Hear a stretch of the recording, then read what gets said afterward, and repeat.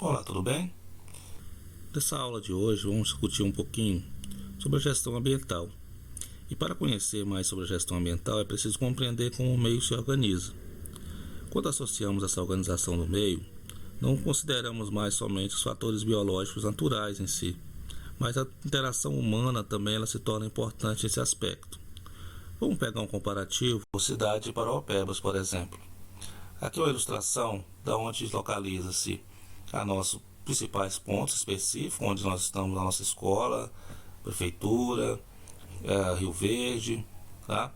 Então, podemos observar que em meio a essa floresta de concreto, existe uma floresta ainda em meio a esse contexto, né? Como você pode observar na ilustração, tá?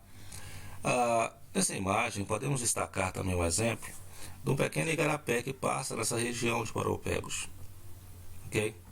Esse igarapé, teoricamente, ele deveria ser preservado, cuidado, mantendo o espaço específico de floresta a fim de evitar o assoreamento, né? No entanto, nem tudo ocorre como a gente imagina que deveria ser, nem tudo ocorre com uma legislação, uma pauta que deveria ser. Muitos desses locais onde existe esse fluxo de água foram aterrados por questões capitalistas, foram de alguma forma suprimidos em si, e o ecossistema deixou de existir, o ecossistema natural. Aqui nós temos uma ilustração da foto satélite tirada do Google Works da nossa região em si de Parauapebas, o território de Parauapebas. Você vê que parte do território de Parauapebas ocupa, a grande maioria, uma grande reserva ambiental, onde a gente divide aqui entre a reserva dos Xicrins, né, a reserva indígena, a floresta nacional de Tapareaquiri, a reserva do Tapirapé, tá? Mas aqui embaixo tá as minerações que ocorrem na região, como a mina de Carajás aqui, N4, N5, N5, N4, a mina do manganês. Aqui no caso não é desmatamento, ok? Para quem não conhece a região, isso aqui não é desmatamento, é um aflorado rochoso de minério. Aqui é o projeto, onde conhecido atualmente como projeto alemão, tá? E aqui nós temos a reserva número 11 de Carajás, tá? Aqui é a região onde há extração de minério de cobre do Salobo. Aqui é a mineração de cobre do Sossego. E aqui estamos Parauapebas.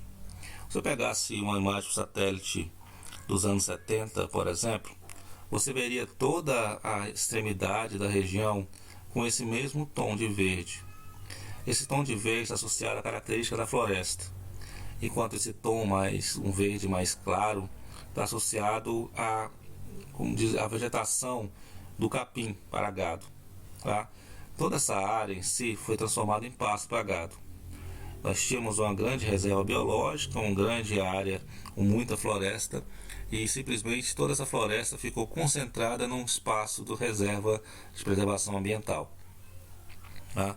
Isso é um exemplo da interação humana na natureza.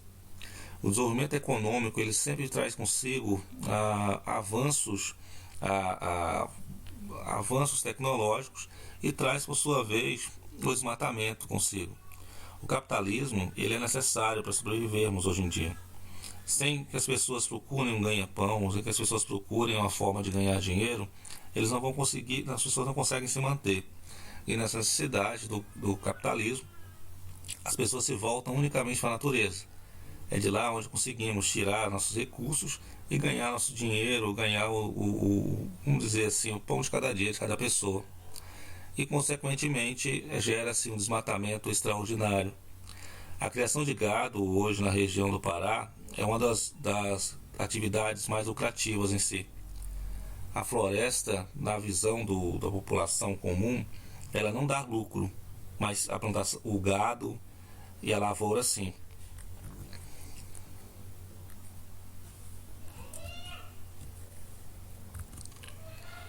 Essa imagem já mostra Parauapebas há 15 anos atrás. A tarja, que no caso está relacionada ao único fonte que eu consegui encontrar, ela só tinha essa tarja no caso. tá? Então, aqui nós temos Paraupebas de 15 anos atrás, onde você vê aqui os bairros Cidade Nova, você tem aqui o bairro Primavera, você tem a Operação Primavera aqui no caso, você tem a Chácara do Sol, Chácara da Lua, que você tem o início aqui do bairro Novo Horizonte, você tem aqui o bairro da Paz, né? Do bairro da Paz você tem aqui um outro bairro que estava surgindo na época, você tem aqui o Brasil, né? O Novo Brasil, tá? O bairro Novo Brasil. E essa imagem você vê, observa o quanto o nosso desenvolvimento aqui, há 15 anos atrás, era uma realidade em comparação a hoje. 15 anos depois, Paraupebas tornou isso aqui. Quando você compara aquela imagem, observamos que tudo que Paraupebas era limitava esse espaçozinho aqui, tá? Limitava esse pequeno espaço aqui.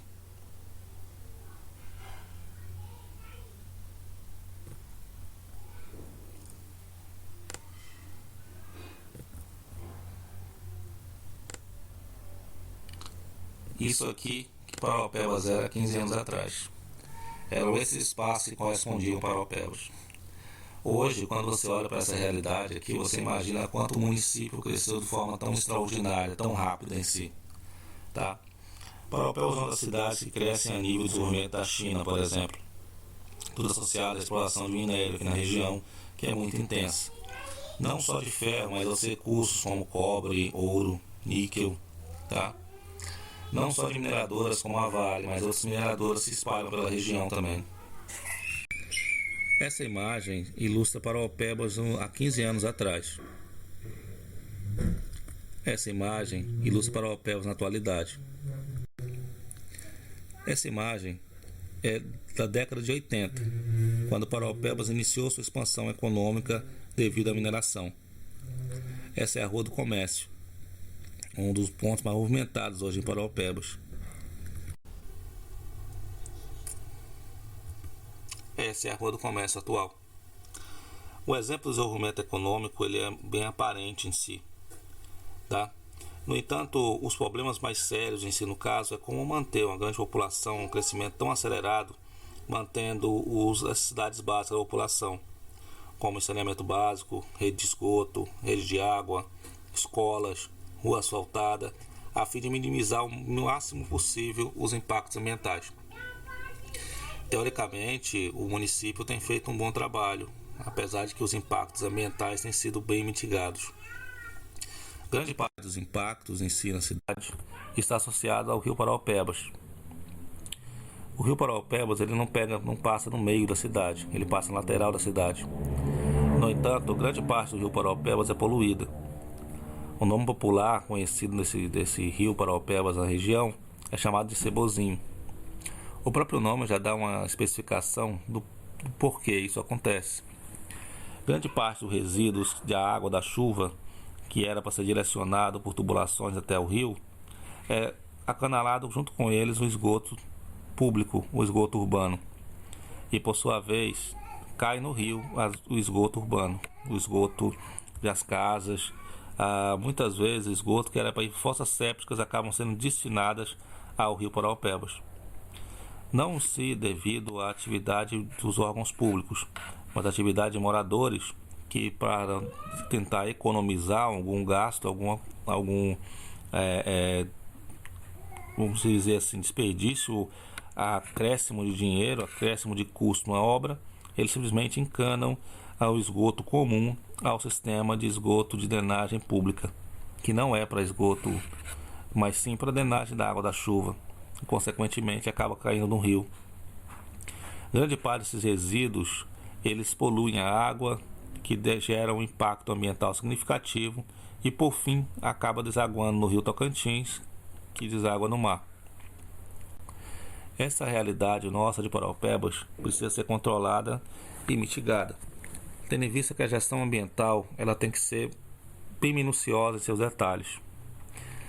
Lembrando que um dos fatores que ajudam a desenvolver, a criar um desenvolvimento urbano mais favorável, devia ser o plantio de árvores em toda a região. Isso favorece com o clima. ajuda, no caso, a diminuir a temperatura ambiente, a sensação térmica, e ajuda a consumir o dióxido de carbono do ar. Então, pessoal, essa foi nossa aula de hoje. Espero que tenham entendido um pouco sobre a nossa região, entendido um pouco sobre nossos impactos ambientais associados. Lembrando que a nossa região ela é uma grande área de reserva ambiental. Paraopeba está nesse pontinho aqui no caso, a cidade em si, tá? E precisamos preservar esse único meio, que são um dos poucos lugares que sobraram aí, com um certo ecossistema, uma certa biodiversidade, ok? Espero que tenham gostado. Até a próxima, pessoal.